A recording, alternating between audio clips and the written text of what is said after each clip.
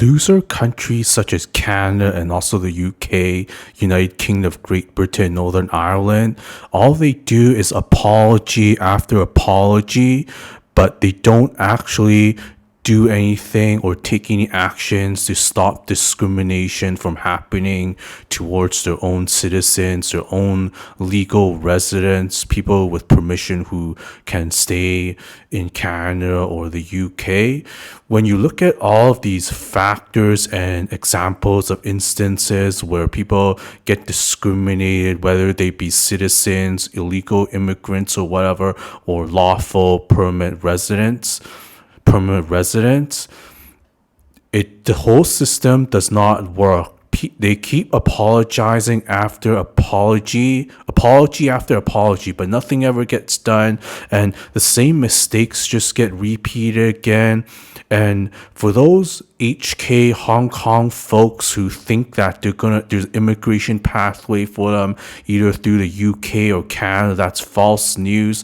BNO traders, British National Overseas, they were abandoned and screwed over in 1982 in preventing them from moving to the UK. So what the UK is doing right now with the BNO immigration scheme is just going to lead to more troubles going forward. Right now, things look okay, supposedly look okay. The stuff that comes out the mouths of the politicians sounds okay, and on paper it looks okay. People are supposedly being helped, offered a genuine pathway to citizenship or leave to remain in the UK, which means permanent residency. But when you go down the road in another 20 or 30 years, a lot of these people are just going to have problems.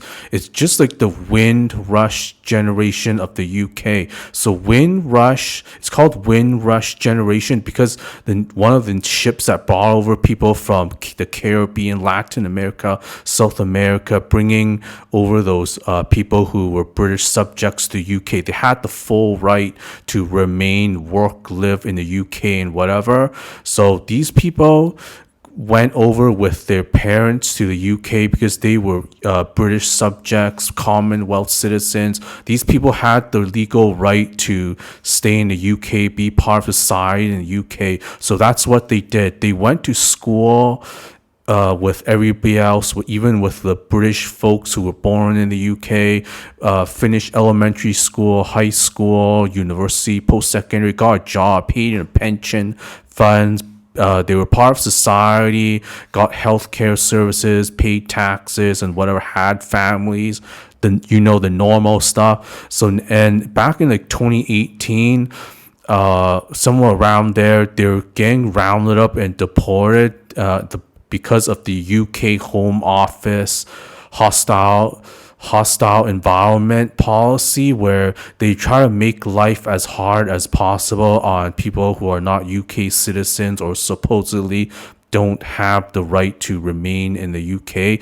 But when you have such gray areas, it's just open up to abuse by people who don't like your face, and also people who intentionally want to be discriminatory towards a certain group of people or certain ethnic or religious group of people. So that's what happened to these brown people and black people from the Caribbean, Latin America, South America, even though for their whole life they were in the UK since 5 years old or 1 year old, 5 months old or whatever.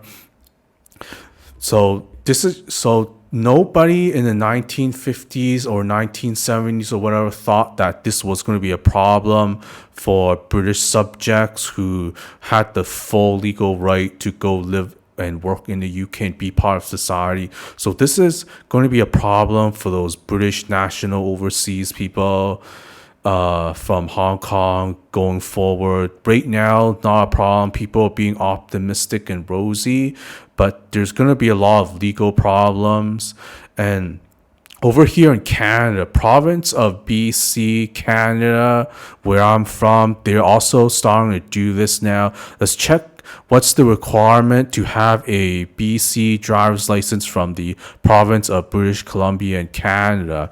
It says that people now have to be a resident of British Columbia, and resident of British Columbia means a person who is a ordinary resident of British Columbia. Ordinary resident is a term defined by common law. It's not a term defined by a act or ordinance of parliament or a legislative assembly at the provincial level, whether it be Canada, UK, Australia, New Zealand, or Hong Kong. And a resident of BC also includes Part B over here, who is a prescribed person, class of person. Who's a prescribed class of persons? Go down here.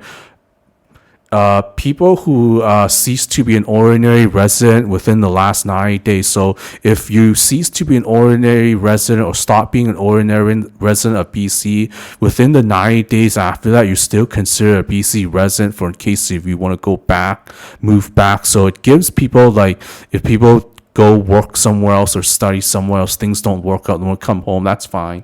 So that sounds good. But over here, it starts to get not so good. This is just a nicer way of saying illegal immigrants and refugees are not welcomed. Persons in British Columbia who are under contract to be in BC for a period of more than 6 months for the purpose of temporary work. So people who are subject to a limit of stay and have conditional stay. So temporary workers and international students, they have a condition of stay that's tied to their employer or educational institution for a period of time. It has to be more than 6 months in order for you to be ordinary resident and qualify for a BC license. But the problem here is that people on Twitter and experience that I'm having is that I see BCs applying this to Canadian citizens and to people who have valid permanent residence of Canada status. Canadian citizens do not have a condition of stay or a time limit of stay tied to a specific employer or educational institution. So this is where it starts to break down. So even if you're a permanent resident of Canada, legal right to stay, or Canadian citizen, people are already getting discriminated based on their ethnic origin and religious beliefs. And also, Part C says, if you're not a Canadian citizen or permanent resident of Canada, you're still considered a BC resident if you work for like a foreign embassy or consulate. Okay, fair enough. So it looks like this whole purpose of this ordinary resident thing is to deny people who are not Canadian citizens or permanent residents of Canada driver's license. But isn't this going against refugee protection and also illegal protection of illegal immigrants? This is just discrimination. So when the United States, like Hawaii or whatever U.S. state, they issue quote unquote limited purpose driver's licenses, it's to allow illegal immigrants and undocumented immigrants to drive a car, but you cannot be using it to access services and proof ID for like travel or to come back to the country or whatever, get a passport or whatever. But so it's just a thing, a limited purpose driver's license is just for driving for illegal immigrants and undocumented immigrants. But Canada's taking a further step. They do not offer this limited purpose driver's license, but instead they're just denying it to everybody who's undocumented, illegal immigrant or irregular immigrant. And furthermore, there's extending this to Canadian citizens and permanent residents of Canada, saying that so it says that only if you're not Canadian citizen, permanent resident, you have to show proof or intent that you're going to stay here for more than 6 months. But now ICBC by email is extending this requirement to Canadian citizens and permanent residents of Canada. And so going back to the serious concern over here, section 24.1, section 3, part 3, it says the Insurance Corporation of BC at any time can request evidence that a person is a resident of BC.